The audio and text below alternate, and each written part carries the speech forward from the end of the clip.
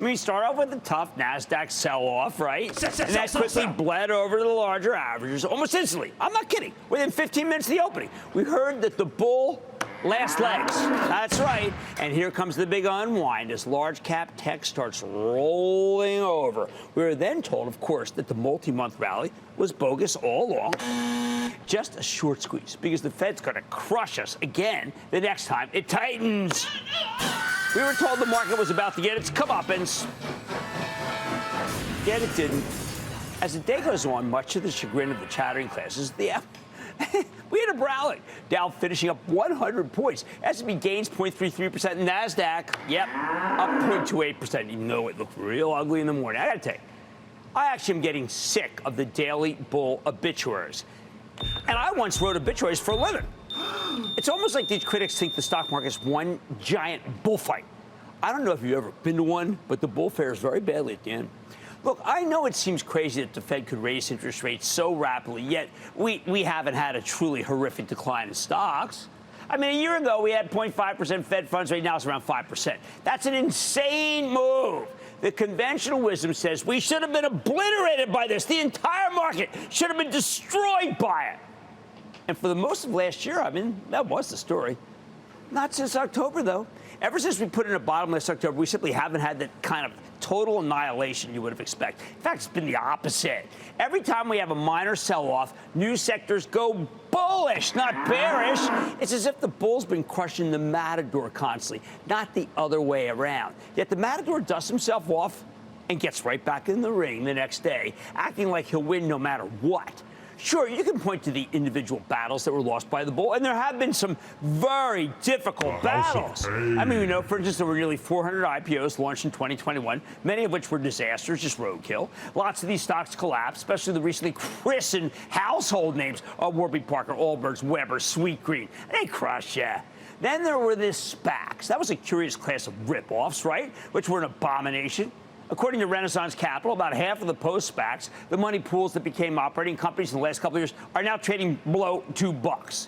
That is a shameful, disgusting, vicious loss.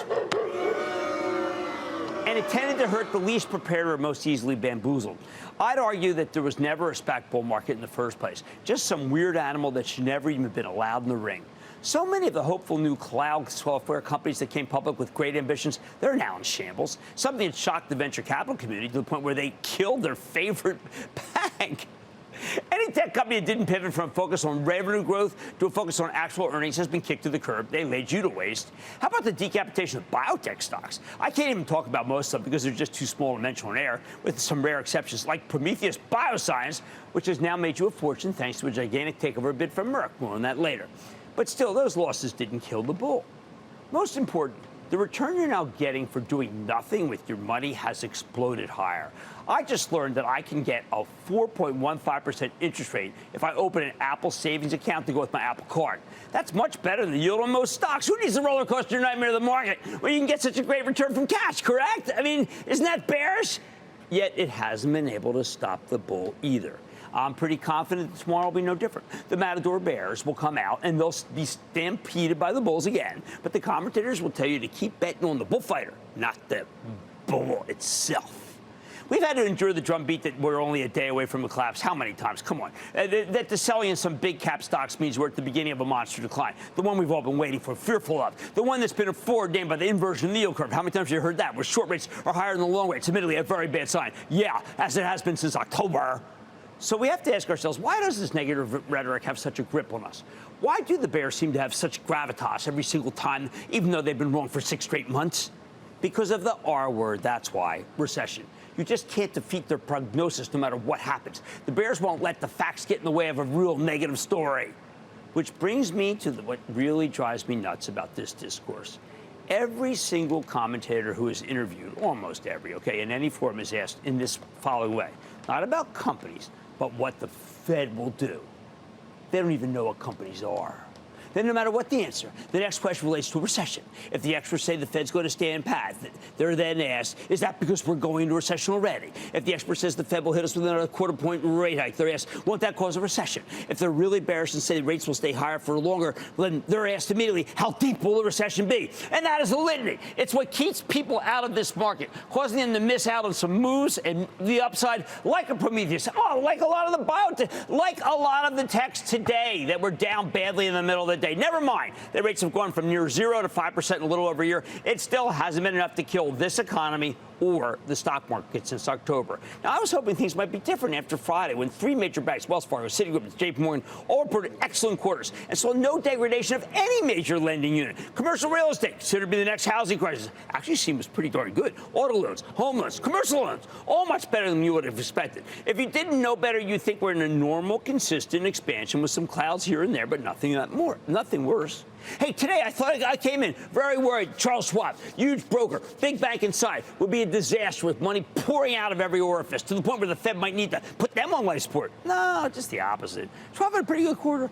Sure, they paused their buyback, but I like the number. Certainly nothing that could explain the hideous decline in the stock since the mini banking crisis got rolling. Somehow, whatever positive number we get is turned into a negative. A strong Empire State Manufacturing survey this morning was regarded as another arrow in the quiver of the bear. A decline in bad housing loans this evening, literally fewer defaults, gets dismissed as a foolish prelude to more weakness. It doesn't matter what we see in the data or the earnings. It's always viewed through a bearish prism because we're always shadowboxing with the recession that might never even come. I would prefer a different narrative, something like this. The Fed's engineering a slower economy where inflation's coming down faster than the fall-off in economic activity. We're getting decent numbers without a lot of layoffs or defaults, but some prices are going down for a bunch of categories and others are getting softer. Why isn't that the storyline? I've been in this racket. I've been in the journalism racket, and I've been in the stock market racket for a long time. Let me tell you why. Because it's boring.